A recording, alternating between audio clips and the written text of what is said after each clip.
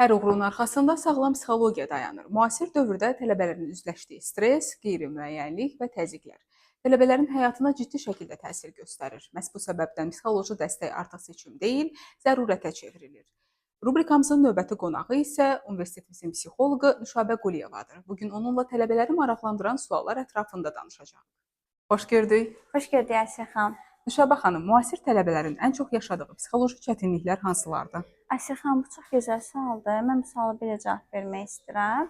Müasir dövrdə tələbələrin psixoloji çətinlikləri əvvəlki illərlə müqayisədə daha intensiv və müxtəlifdir.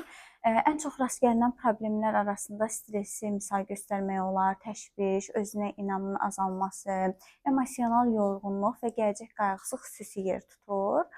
Sosial şəbəkələrin təsirini nəzərə aldıqda tələbələr özlərini digər insanlarla müqayisə eləyir və bu da özünə inamın azalmasına gətirib çıxardır və bundan əlavə olaraq tələbələrdə təhsil yükü, ailənin onun üzərinə qoyduğu gözləntilər, həm də gələcək karyera ilə bağlı qeyri-müəyyənlik gənclərdə daxili gərginliyi daha da artırır.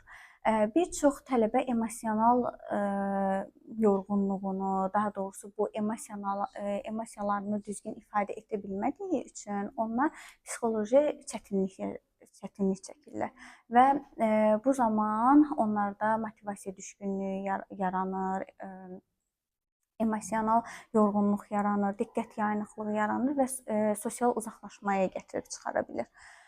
Mən məsləhət görərdim ki, universitet mühitində psixoloji dəstək və sağlam emosional münasibət çox vacibdir. İmtahan stresi nədir və niyə yaranır? İmtahan stresi insanın imtahan öncəsi və ya imtahan zamanı yaşadığı psixoloji və fiziki gərginlik halıdır. Bu zaman tələbə həyəcan, qorxu, ürək döyüntüsünün artması, diqqət yayınması və hətta özünə inamsızlıqla müşahidə oluna bilər. Bu stres əsasən yüksək nəticə gözləntisindən, uğursuzluq qorxusundan, vaxtın düzgün idarə olunmamasından və özünü yetərsiz hiss etməkdən yaranır. Bəzən tələbə kifayət qədər hazır ola bilər, sadəcə mən bacarmayacağım düşüncəsi onun performansına mənfi təsir göstərir. Əslində müəyyən qədər həyəcan normaldır və insanı məsuliyyətli olmağa sövq edir. Amma stres həddindən artıq olduqda düşünmə, yadda saxlama və qərar vermə prosesinə mane olur. Buna görə məqsəd stresi tam yox etmək deyil, amma onu idarə etməyi bacarmaqdır deyə bilərəm Asiyə xanım.